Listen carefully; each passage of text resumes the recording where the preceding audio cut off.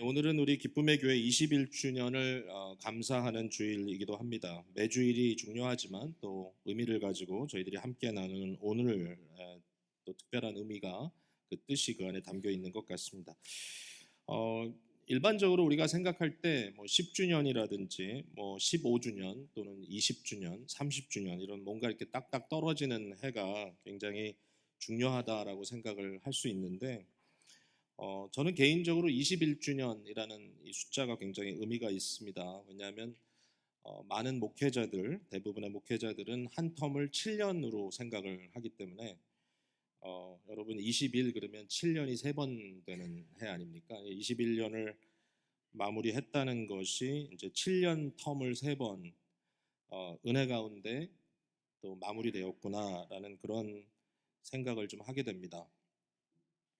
14년 되던 해가 되게 힘들었던 것 같습니다. 저로서는 마치 마라톤 뛴 것도 아닌데 마치 막 이제 더 못 뛸 것 같은 이제 그런 느낌도 있었고 아마 좀 그 일종의 그 뭐랄까요 중년 어느 한 시기에 또 한 다른 시기로 넘어가는 그런 과정에 여러 가지 좀 감정적으로 좀 심지어는 정신적으로 좀 혼란하고 힘들었던 그런 시간들이었던 것 같은데 감사하게도 한 7년여 주님께서 많이 은혜 주시고 또 좀 안정감도 주시고 또 평안한 마음으로 사역할 수 있도록 인도해 주신 것 너무 감사하고 이 모든 일에 또 여러분이 함께 또 교회를 이루어 나가게 된 것 대단히 참 감사하고 기쁘게 생각합니다. 물론 뭐 부족한 건 많지만 참 그 가운데서도 하나님께서 은혜 주시는 것 아닌가 생각합니다. 한때는 뭐 어린 목사라는 말도 들었는데 젊다 못해 어리다 그래가지고 어린 목사. 예. 근데 어느덧 이제 나이가 점점 들어가다 보니까 제 스스로도 좀 받아들이기 어려울 정도로 무거운 그런 좀 중함이 있다라는 생각을 가끔 하면서 깜짝깜짝 놀랍니다. 저 자신은 뭐 그렇게 스스로를 중하게 무겁게 생각 안 하는데 어떤 경우에 우리 성도님들 보면 저를 많이 존중해 주시고 또 심지어는 존경해 주셔서 제 얼굴 표정이나 제 말 한마디에 어떨 때는 천국도 가고 지옥도 가고 그런 모습들을 보면서 더욱더 조심해야 되겠구나. 제가 더 성도님들을 어, 아주 사랑으로 잘 섬겨야 되겠구나라는 생각을 많이 하게 됩니다. 그래서 이제 그런 생각이 좀 들었어요. 말씀 준비하면서 21년 동안 이렇게 한 번에 퉁칠 수 있는 건지 모르겠지만 혹시라도 여러분 좀 섭섭한 게 해드린 것 있으면 다 용서해 주시기를 바랍니다. 너무 쉽죠? 네, 혹시 뭐 그거 갖고는 안 되겠다. 밥 한 번 사라. 찾아오시고요. 네, 어쨌든 우리 모두가 또 새로운 마음으로 주님 앞에 나갈 수 있는 아름다운 기회가 되기를 간절히 바랍니다. 히브리서 4장 말씀 한번 볼게요.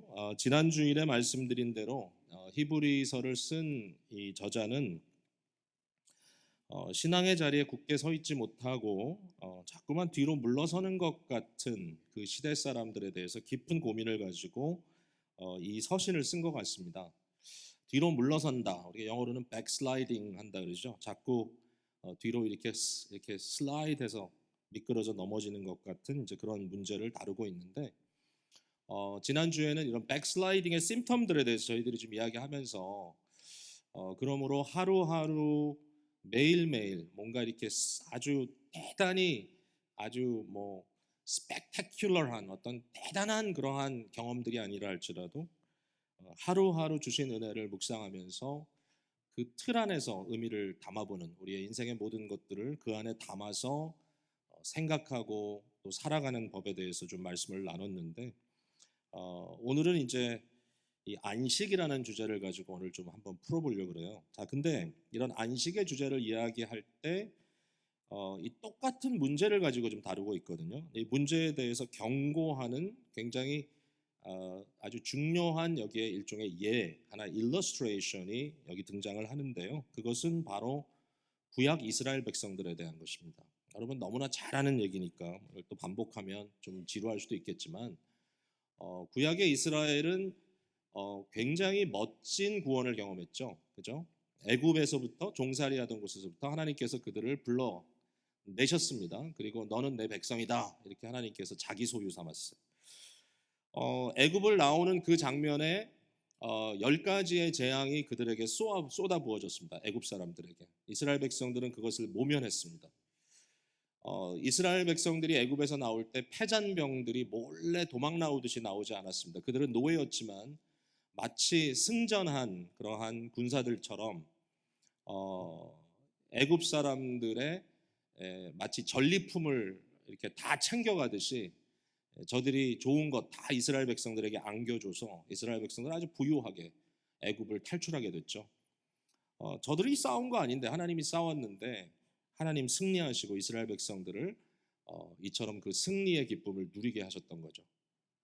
홍해 바다를 맨 땅처럼 마른 땅처럼 가르고 나오게 했습니다. 이것을 성경은 이스라엘 백성들의 세례하는 장면이다라고 얘기합니다. 저들을 이제 과거의 모든 삶을 청산하고 이제는 새로운 삶으로 나오도록 이끌어 내어 주셨다는 거죠. 여러분, 이렇게 멋진 구원을 경험한 이스라엘 백성들이 그 다음에 어떻게 했느냐? 가데스 바네아에서 약속의 땅 가나안을 앞두고 12정탐군 보냈는데 여러분 다 아시는 대로 그 12명 중에 2명은 하나님의 약속을 믿고 나아가자라고 하는 믿음의 선포를 했지만 그러나 다른 10명은 우리는 절대로 들어갈 수 없다. 우리는 거기에 들어가서 이길 수가 없다. 저 강한 사람들 앞에 우리는 메뚜기 같다. 이제 이러면서 그 백성들이 모세를 돌로 쳐서 죽이려고 했죠. 그 순간에. 그리고 애굽으로 돌아가자 이렇게 얘기했습니다. 그게 이제 어떻게 보면 이 문제의 첫 출발점입니다. 광야에서 40년 동안 방황하면서 이스라엘 백성들은 거기에 다 쓰러져 죽었습니다. 그러나 그 방황하는 가운데 그들은 회개하기보다는 굉장히 마음이 더 굳어졌죠. 아주 기초적인 문제들이 그들을 항상 발목 잡았습니다. 피곤하다, 목마르다, 배고프다, 지루하다 그죠. 심지어는 먹는 음식에 대해서도 만나가 하늘로부터 매일 내려와도 그들은 말하기를 이건 이제 지루해서 못 먹겠다 이렇게 이제 얘기들을 했죠. 그래서 결국은 여러분이 아시지만 출애굽 세대에 속한 단 2명 여호수아와 갈렙만 가나안 정복에 들어가게 되고 나머지 사람들은 전부 다 광야에서 죽습니다. 그 내용을 여기서 다루고 있어요. 그 내용을 여기서 너무 안타까운 얘기죠. 그러니까 3장과 4장에 이제 그런 내용이 쭉 여기 담겨져 있는데 우리를 보고 이렇게 얘기하는 거예요. 구약의 이스라엘의 그 예를 너희들이 보고 너희들이 이같이 위대한 구원을 경험하지 않았느냐. 지난주에 나눴던 말씀이죠. 만일 너희가 그 위대한 구원을 이 큰 구원을 등한시 여기면 어찌 그 보응을 피하겠는가. 이스라엘 백성들이 이처럼 위대한 구원을 경험했지만 그러나 그들이 끊임없이 하나님을 비방하고 하나님께서 세우신 중보자 모세를 비방했을 때 결국 그 결과가 무엇이냐? 너희가 그 결과를 보고 너희도 그들과 함께 가나안이라고 하는 안식, 가나안이라고 하는 하나님의 안식의 약속을 결국은 들어가지 못하는 자가 되지 않기를 바란다 이렇게 이야기를 합니다. 구약 이스라엘의 역사는 우리에게 보여주는 굉장히 구체적인 역사적인 일러스트레이션이죠. 예이죠. 예. 어떤 분들은 이제 이걸 가지고 이런 질문을 합니다. 그러면 애굽에서 출애굽한 이 첫 번째 세대 사람들은 전부 다 지옥 같습니까? 이렇게 질문을 하는데 사실은 이것은 개인의 구원에 대한 문제를 다루는 건 아닙니다. 그러니까 역사 속에 어떠한 신앙 공동체가 그렇죠? 하나님의 부름을 받고 저들이 놀라운 혜택을 받았음에도 불구하고 이처럼 믿음으로 하나님의 말씀에 반응하지 못함으로 말미암아 그들이 결국은 광야에서 처절하게 이렇게 버림받았던 이러한 상황을 개인의 구원의 문제라기보다는 공동체적인 일러스트레이션으로 우리에게 보여주는 거죠. 구약은 그림과 같습니다. 여러분이 아시지만 사실은 모세도 가나안에 들어가지 못했죠. 아론도 가나안에 들어가지 못했죠. 그들과 함께 수많은 경건한 사람들도 그 자리에 있었을 거라고 저는 생각합니다. 완전한 사람은 없었지만 그러나 많은 경건한 사람들이 있었겠지만 그러나 그 공동체적인 경험 속에 그들은 그들의 불순종의 어떠한 결과로 결국은 40년 동안 광야에서 방황하다가 죽고 말았죠. 이런 일들이 오늘도 있는 것 같아요. 사실은 오늘도. 이번에 우리 LA에 도착해서 이렇게 여행하는 그 첫날 여정이었는데 UCLA에서 이제 뭐 특별히 저도 교수님 모시고 강의도 듣고 서로 이제 Q&A도 하고 저녁 식사를 하기 위해서 이렇게 쭉 이제 버스에 타고 가는데 90년대 초반 중반에 저희가 잠시 섬긴 적이 있는 그 교회에 있었던 터를 이렇게 지나가게 됐습니다. 저는 이제 영어 목회를 그때 플랜트를 했는데 오래 못 있었어요. 한 2년 반 정도 교회를 플랜팅하고 저희는 이제 필라델피아로 돌아왔습니다만은 뭐 여러 가지 사연이 있습니다. 그때 이제 영어 목회는 독립적으로 개척을 했기 때문에 장소를 좀 이전해서 다른 곳에서 예배를 드리도록 이렇게 옮겼었는데 그 안에 이제 한화 목회 속에 너무 갈등이 심해가지고 그 예배당을 구입할 때는 정말 기적이었어요. 어떻게 그런 예배당을 구입했는지 몰라요.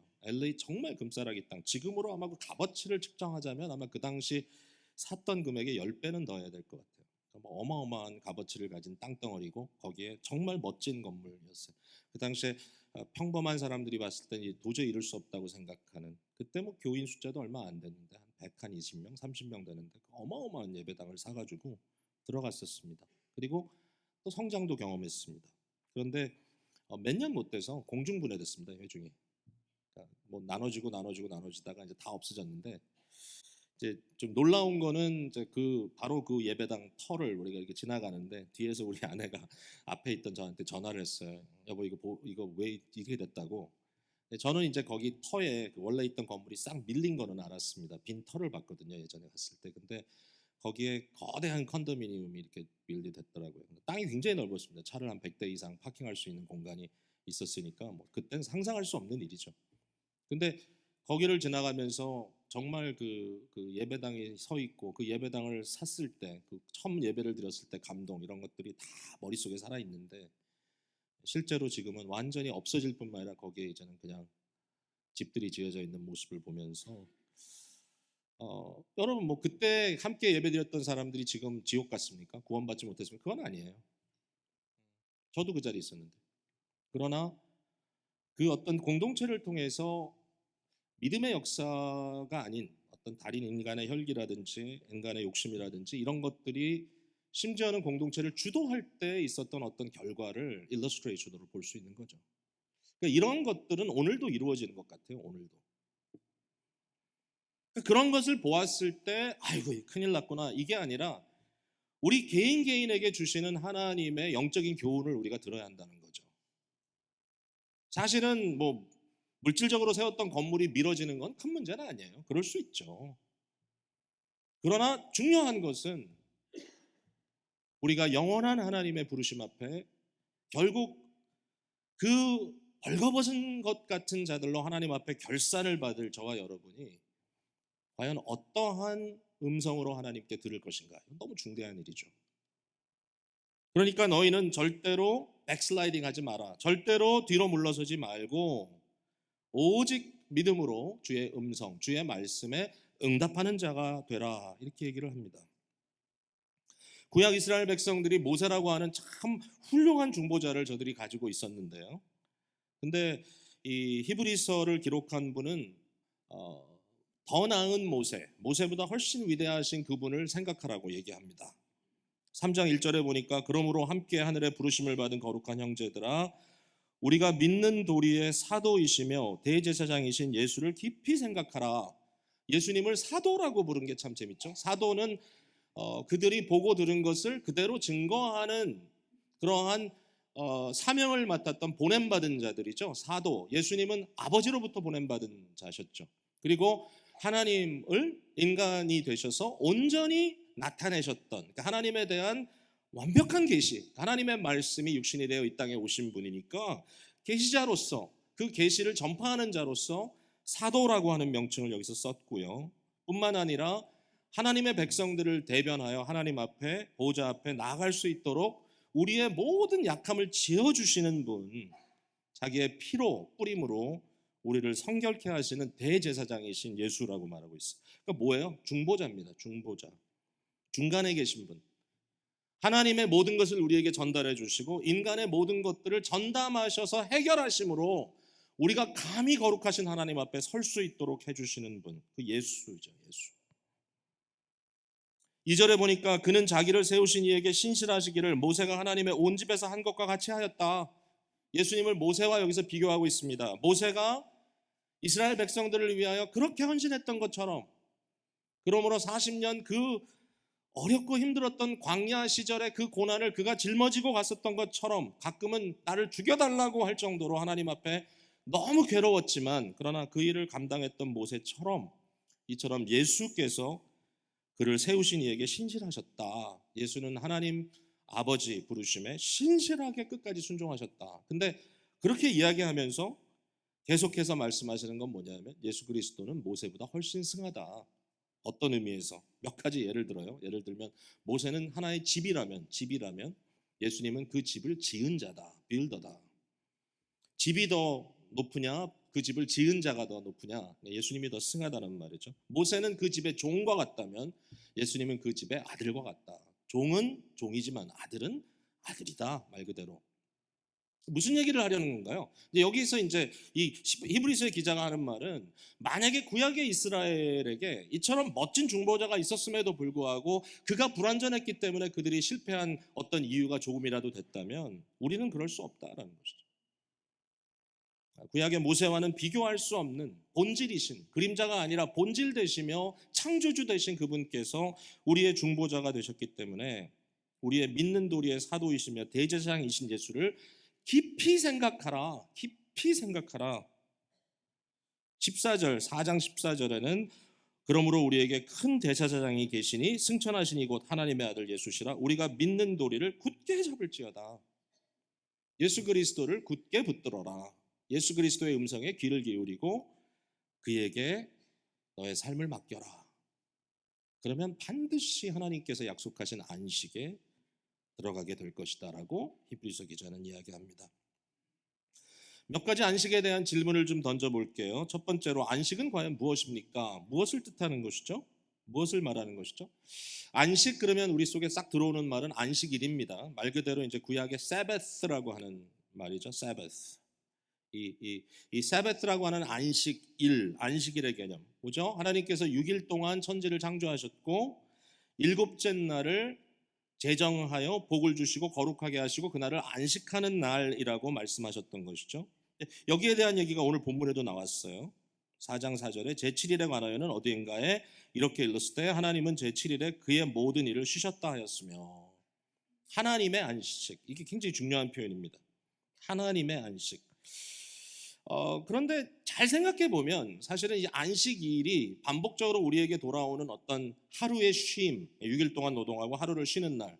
그러니까 우리가 그리스도인들에게는 주일을 안식하는 날, 크리스찬의 안식일이라고 말하는 게 아주 틀린 말 아니에요. 거기에 많은 의미가 담겨져 있어요. 그래서 우리가 안식일, 주일을 어떻게 우리가 성수하느냐라고 하는 개념 속에 만약에 우리가 안식에 대한 개념을 갖고 있다면 그것보다 훨씬 더 깊은 의미가 여기 있는 거죠.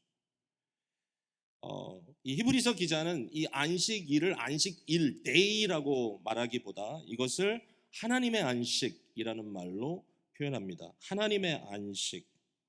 하나님의 안식은 뭐죠? 하나님의 안식은 하나님께서 모든 창조의 역사를 마쳤다라고 하는 선포이죠. It is done. 창조가 새로운 창조의 그림자라면, 새 창조를 우리가 구원이라고 말한다면 안식은 뭐죠? 결국 구원의 완성. 하나님의 안식이 선포될 때 구원이 완성됐다 이렇게 말할 수 있는 거죠. 그래서 안식은 이런 어떤 목적 의미를 갖고 있고 그 목적이 이루어진 것을 하나님의 안식이 성취됐다라고 우리가 말할 수 있죠. 인간의 그 창조를 보면요, 우리가 오해하지 말아야 될 것 같아요. 하나님이 일곱째 날 안식을 선포하셨죠. 그러면 인간은 처음 안식일을 언제 맞았던 거죠? 그렇게 따진다면 6일 동안 일하고 일곱째 날 노동을 쉬었나요? 전혀 아니죠. 하나님은 6일 동안 일하셨지만 인간은 아무것도 안 했죠. 왜? 6일 끝나고 거의 마지막에 인간은 창조됐으니까. 인간이 경험한 새로 이 창조의 첫날이 안식일이었던 거예요. 따져보면. 그러니까 이 안식은 인간의 안식이 아니에요. 따져보면 하나님의 안식이에요. 6일 동안 일하신 하나님의 안식, 물론 하나님이 뭐 쉬셔야 되기 때문에 쉬신 건 아니라고 우리가 분명히 인정하지만, 그러나 그 의미로 따졌을 때 하나님께서 창조하시고 그 창조가 완성됐다고 선포하시고 이 창조의 완성에 인간은 아무런 노력도 하지 않고 참여한 거예요. 그러니까 인간은 안식일에 해야 될 가장 첫 번째 의무는 뭐냐면 이 모든 일을 이루신 하나님께 예배하는 거예요. 우리가 뭘 했다고 하는 게 아니에요. 그렇죠? 구원도 마찬가지예요. 하나님께서 그리스도 안에서 이미 이루신 그 모든 일을 우리는 기쁨으로 감사함으로 초청받아 참여하는 거예요. 그 안식에 참여하라. 하나님의 안식. 하나님의 안식은요, 그런 의미에서 보면 일곱째 날에 하나님이 안식하시고 여덟째 날에 다시 노동하시기 위해서 뭐 가셨다 이런 의미가 아니죠. 일곱째 날 제7일에 안식하신 그 안식은 영원하다라고 히브리서 기자는 말합니다.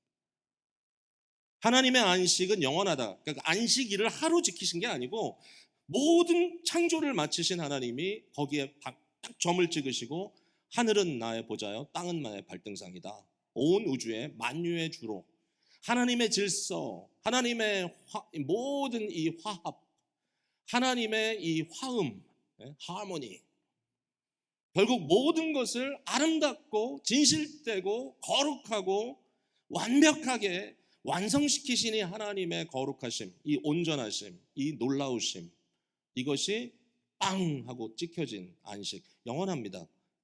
오늘도 하늘 보좌에 천상에 하나님의 안식은 지속됩니다. 이 거룩한 안식의 현장에 우리는 초대받았어요. 이게 너무 중요한 거죠. 근데 이제 이 히브리서 기자는 이런 안식일의 개념에서 이걸 한 단계 끌어가지고 이스라엘 백성들의 가나안이라고 하는 안식을 얘기합니다. 맞습니다. 구약의 하나의 일러스트레이션으로서 이스라엘 백성들은 40년의 광야에서 방황을 끝내고 가나안이라고 하는 약속의 땅에 들어갔습니다. 자, 그런데 그게 전부인가요? 아니죠. 4장 8절에 만일 여호수아가 그들에게 안식을 주셨더라면 그 후에 다른 날을 말씀하시지 아니하셨으리라. 그러니까 뭐죠? 여호수아가 이끌어 정복한 가나안 정복이 안식의 비밀은 아니었다. 제7일이라고 하는 안식의 비밀, 또 이스라엘 백성들이 결국 정복하여 들어갔던 가나안이라고 하는 안식의 땅의 비밀, 그것이 다가 아니라 거기에 더 깊은 비밀이 있었다. There is a deeper secret, deeper mystery, 더 깊은 안식이 있다. 바로 그 안식이 무엇이냐 하면 저와 여러분에게 구원을 완성시키실 하나님께서 예비하신 안식의 현장입니다. 저와 여러분에게 약속하신 안식의 현장. 이것을 이제 히브리서 기자는 12장에 넘어가서 구체적으로 얘기하는데요. 제가 읽어볼게요. 12장 22절. 그러나 너희가 이른 곳은 시온산과 살아계신 하나님의 도성인 하늘의 예루살렘과 천만 천사와, 하늘의 예루살렘이라 그랬어요. 살아계신 하나님의 도성이라 그랬습니다. 이것이야말로 진정한 가나안, 진정한 안식이죠. 하나님이 온전히 왕으로 계시고 그곳에 그의 백성들에게 더 이상 눈물도 고통도 죽음도 없는, 정말 빛과 같이 밝은, 바로 이 태양과 같이 빛나는 그 이상이겠죠. 그곳. 근데 거기에 지금 뭐가 있느냐? 이미 현재 있습니다. 그곳은 천만 천사가 거기에 있고요. 그리고 하늘에 기록된 장자들의 모임, 생명책에 기록되어 있는 모든 하나님의 후사들입니다. 이것이 바로 누구죠? 성도들입니다. 교회가 거기 있다 그랬습니다. 우리가 어찌 하늘 보좌에 있습니까? 우리 예배할 때마다 천상으로 들려 올라가지 않던가요? 오늘 이 순간에도 우리가 하나님의 보좌 앞에 나가지 않았던가요? 이게 영적인 우리의 경험인 거죠. 만민의 심판자이신 하나님과 및 온전하게 된 의인의 영들과, 누구예요? 이미 세상을 떠난 분들, 그러나 성도들, 그들의 거룩한 영혼들이 하나님의 보좌 앞에 있다. 오늘도 그들과 함께 우리는 예배를 드리는 겁니다. 옛날 과거의 교회, 현재의 교회, 심지어는 미래의 교회도 어떻게 보면 영적으로 다 그 자리에 존재하는 것이죠. 새 언약의 중보자이신 예수와 및 아벨의 피보다 더 나은 것을 말하는 뿌린 피다. 예수 그리스도의 피뿌림이 그 현장에. 이러한 영원한 종말적 안식의 자리가 있고 우리는 그곳에 매주일 적어도 공동체 예배를 통하여 올라간다라고 하는 것이 기쁨의 교회 예배 신학입니다. 이러한 안식의 현장이 우리에게 있다. 그런즉 안식할 때가 하나님의 백성에게 남아 있다. 이 안식에 참여하는 자 하나님께서 모든 일에서 쉬신과 같이 그도 자기의 일을 쉰다. 진정한 안식, 결국은 모든 노고, 모든 고난, 땀 흘림을 멈추고 하나님의 영원한 안식 속에서 쉴 수 있는 그 순간. 자, 두 번째 질문합니다. 이 안식에 우리는 언제 들어갑니까? 잠깐 말씀을 드렸지만 그러나 궁극적으로 봤을 때 이 안식에 들어가는 것은 어떤 종말적 영원한 종말에 속한 것이니까 아직은 우리가 그 안식에 이르지 못했다라고 말할 수 있습니다. 실제적으로 예배라고 하는 영적인 공동체 시간을 통해서 우리가 그 예배의 안식을 맛보긴 하지만 그러나 진정한 우리의 어떤 여전히 방황이라기보다는 나그네 삶이라고 말하는 게 좋겠죠. 흩어진 나그네로서의 살아가는 현세의 우리의 삶 속은 아직도 그날이 오기를 사모하고 있습니다. 그런데 오늘 사실 메시지의 키는 이거예요. 뭐냐면 3장과 4장에 히브리서를 쓰고 있는 기자는 우리에게 순종을 강조하면서 계속해서 무슨 말을 반복해서 얘기하냐면 오늘이라고 하는 시간을 강조합니다. 오늘, today. 오늘 시편 95편을 인용하는 건데요.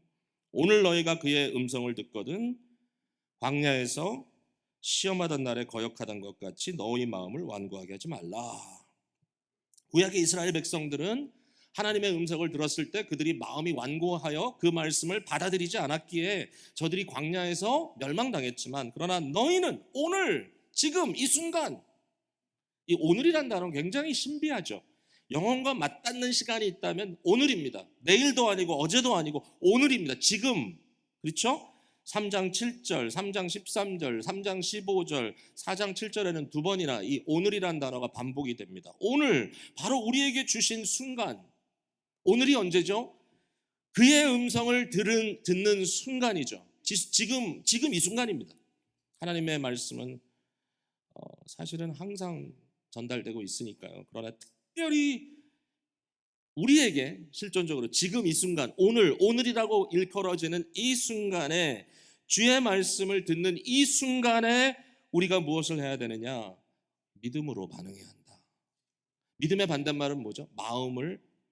뭐라고 썼죠? 마음을 완고하게 하는 것. 제가 여러분께 질문합니다. 이 시간에 여러분의 마음을 완고하게 하는 것이 무엇입니까?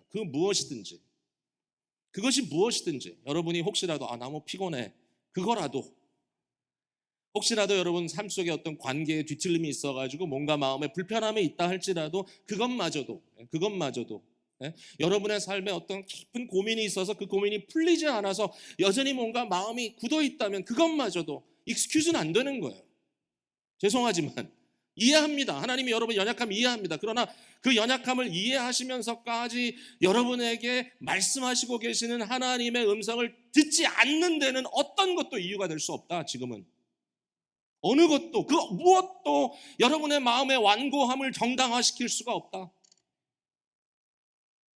여러분 아무리 큰 고민이 있고 아무리 어려움이 있어도요, 여러분 어느 순간에 죽음에 직면한다고 생각해 보십시오. 딴 생각하다가 갔는데 갑자기 교통사고를 날 뻔한 순간을 막 모면했어요. 그럼 어떻습니까? 온몸에 소름이 끼치고 정신이 바짝 들죠. 여러분 정말 두렵고 정말 거대하고 위대한 현실 앞에 우리가 쓴다면 그 순간에 우리 다 잊어버립니다. 딴 거는 생각나지 않습니다. 왜? 그 순간이 너무 어썸하기 때문에, 위대하기 때문에. Today, 오늘 너희가 하나님의 음성을 듣거든, 하나님의 음성을 듣거든 믿음으로 반응해라. 그러므로 순종함으로 안식에 들어가라. 이 얘기죠. 4장 1절에 그러므로 우리는 두려워할지니, 말 그대로 두려움이란 단어가 여기 나옵니다. 두려워할지니 그의 안식에 들어갈 약속이 남아있을지라도 너희 중에는 혹 이르지 못할 자가 있을까 함이라. 이 두려움, 하나님이라고 하는 두려움, 그러나 단순히 두려움이 아니죠. 그분은 그리스도 예수를 통하여 그의 사랑의 마음을 우리에게 전달해 주셨고 지금도 예수 그리스도를 통하여 우리를 쓰다듬으시며 어루만지시는 하나님. 그 하나님의 실존 앞에 우리는 어느 한순간도 완고한 마음으로 내가 이래서 말씀이 들리지 않습니다 라고 말할 수 없다. 오직 믿음으로 주의 말씀, 약속을 받아야 한다. 여러분, 믿음이라는 건 놀라운 선물인 것 같아요. 왜냐하면 믿음을 가진 사람들은요, 말씀이 살아서 움직입니다. 믿음이 머릿속에 막 말씀이 전개되게 합니다. 놀랍죠? 네, 제가 지난주에 우리 예수마을 회원들하고 이제 여행을 했지만요, 사실은 그 여행을 제가 지난주에만 한 게 아니에요. 제 머릿속으로 수도 없이 했어요. 비주얼라이즈를 합니다. 그래서 언제 떠나는 순간부터 교회에서 아무래도 큰 버스가 있어야 되겠지, 타면 공항에 어디에 내리겠지, 필라델피아 공항 어디에서 어떻게 있다가 어떻게 타야 되지, LAX에 내리면 어떻게 되지, 그 순간순간이 어떨 땐 좀 아찔했습니다. 제 마음에. 몇 주 전에 LA를 먼저 다녀올 일이 있었죠, 총회 때문에. 근데 공항에서 내리자마자 확 몰려드는 인파에 깜짝 놀랐습니다. 이렇게 많은 사람들이 여기 이르고 있으면 도대체 우리 50명 가까이 되는 사람이 함께 오면 얼마나 혼란스러울까. 그 걱정이 확 머릿속에 들어왔어요. 미리 UCLA를 가봤습니다. 미리 한인타운을 드라이브 해봤습니다. 순간순간 이렇게 가는 거예요, 머릿속으로. 어느 식당이 버먼트하고 칠가에 있다면 거기 가서 얼마나 지쳐있는 모습일까. 여러분, 사실 그걸 생각을 하는 거죠. 미리 비주얼라이즈를 다 해야 되죠. 그리고 어떤 순간에 이건 도저히 안 되겠다 그러면 미리 전화를 합니다, 가이드에게. 안 되겠어요, 바꿔야 되겠습니다. 근데 진짜 놀라운 건 뭐냐면은 이제 그게 비주얼라이즈를 하는 거지만, 제가 가본 곳이죠, 대부분. 뭐 다는 아니라도. 그러나 이 큰 그룹을 모시고 간 건 처음이잖아요. 그러나 그것을 비주얼라이즈 하면서 생각했던 것들이 현실로 하나씩 드러나고, 결국 마지막 순간까지 교회까지 도착했을 때, 와, 대단하다. 그게 믿음이죠. 비주얼라이즈 하는 게. 말씀은 뭐예요? 어떤 사람들에게 그냥 까만 잉크가 하얀 종이에 쓰여져 있는 거예요.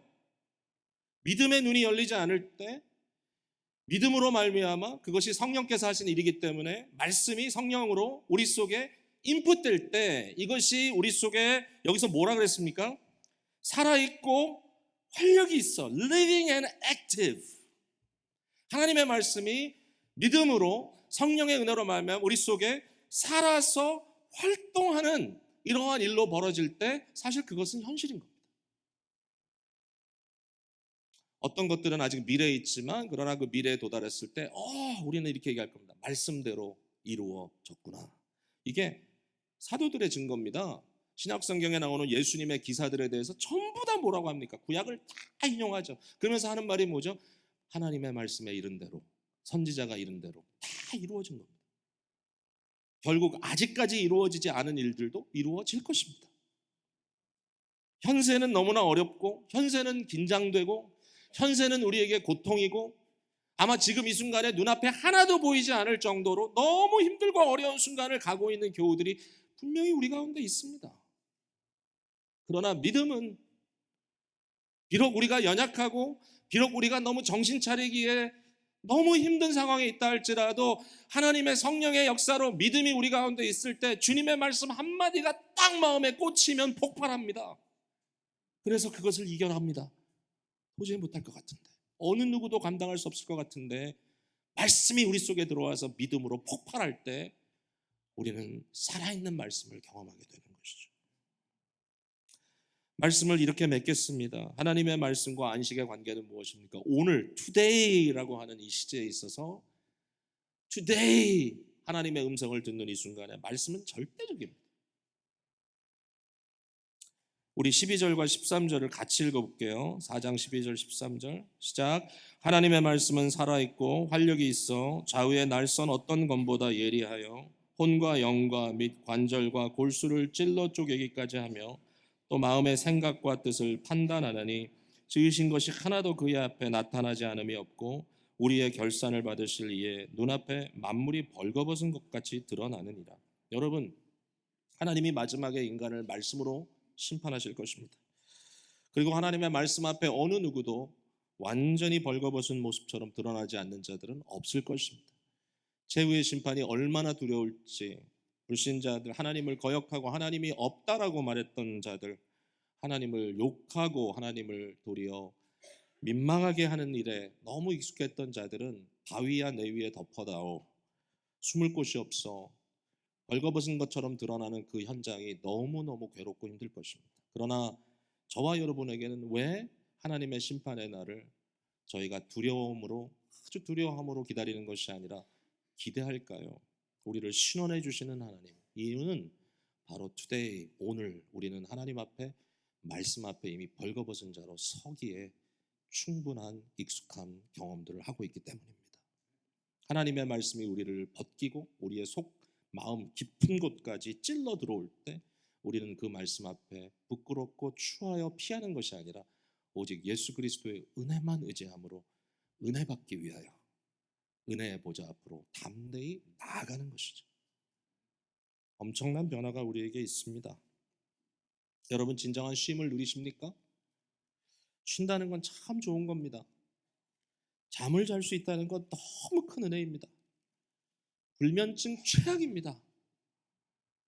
점점 잠이 줄어요. 저도 힘들어 죽겠어요. 이런 표현하면 안 되는데 어쨌든 힘들어요. 어젯밤에 너무 잘 잤어요. 머리가 아플 정도로 잤어요. 너무 감사했어요. 너무 잘 자. 하나님이 사랑하는 자에게 잠을 주시느니라.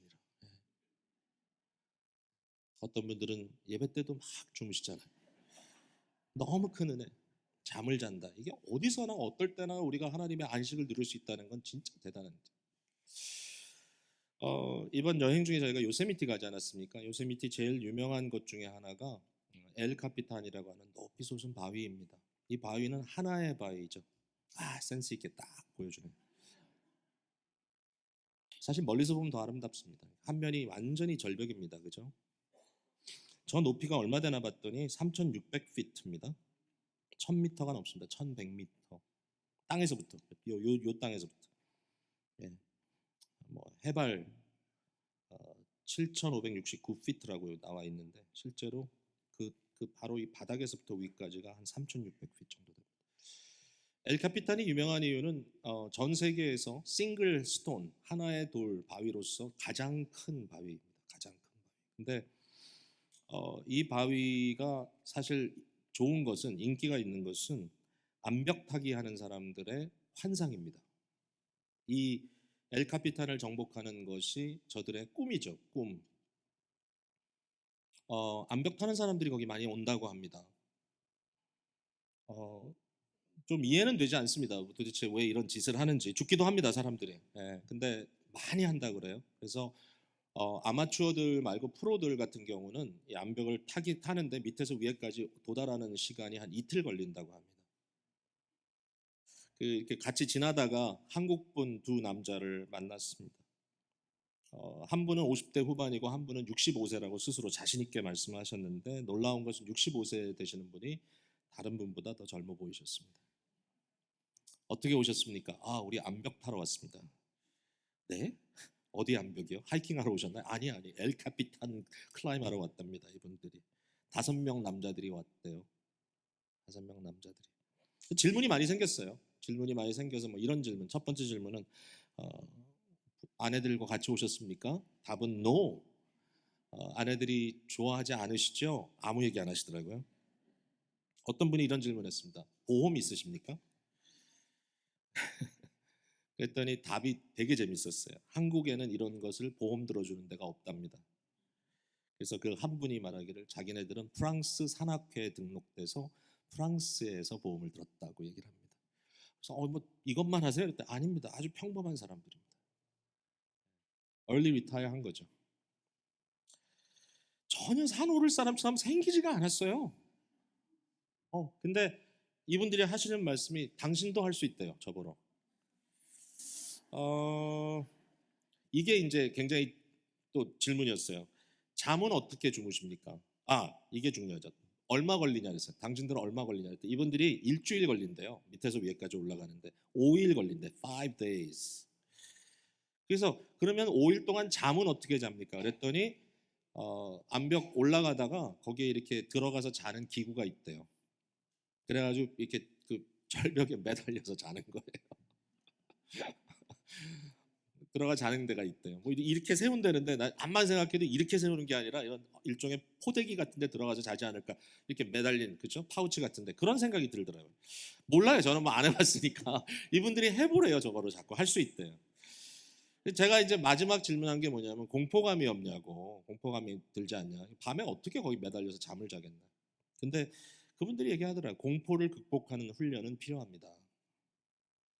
근데 제가 이제 그 얘기를 여러분께 하는 이유는 뭐 신기하기도 하고 정말 처음 들은 얘기고 이렇게 일반인들이 그 절벽으로 올라간다는 게 도저히 믿어지지 않지만 그러나 그분들이 하는 말은 공포감을 극복하는 훈련을 하고 이런 기구 속에서 잠을 자면서 절벽에 대롱대롱 매달려서 일주일을 살 수 있다는 거죠.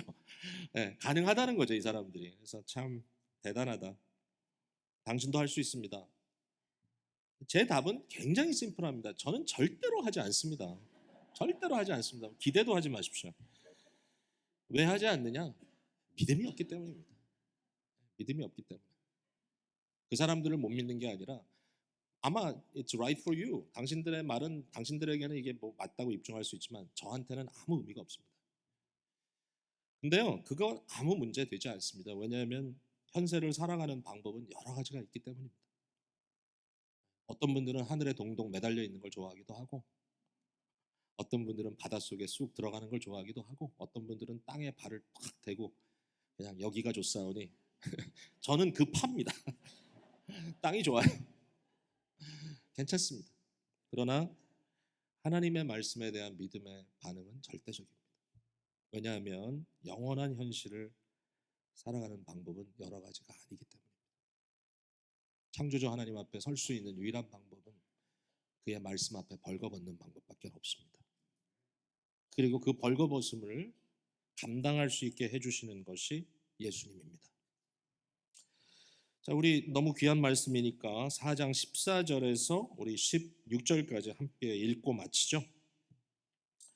잘 아는 말씀입니다. 자, 4장 14절에서 16절 시작. 그러므로 우리에게 큰 대제사장이 계시니 승천하시니 곧 하나님의 아들 예수시라. 우리가 믿는 도리를 굳게 잡을지어다. 우리에게 있는 대제사장은 우리의 연약함을 동정하지 못하실 리가 아니요 모든 일에 우리와 똑같이 시험을 받으신 이로되 죄는 없으시니라. 그러므로 우리는 긍휼하심을 받고 때를 따라 돕는 은혜를 얻기 위하여 은혜의 보좌 앞에 담대히 나아갈 것이니라. 아멘. 아멘.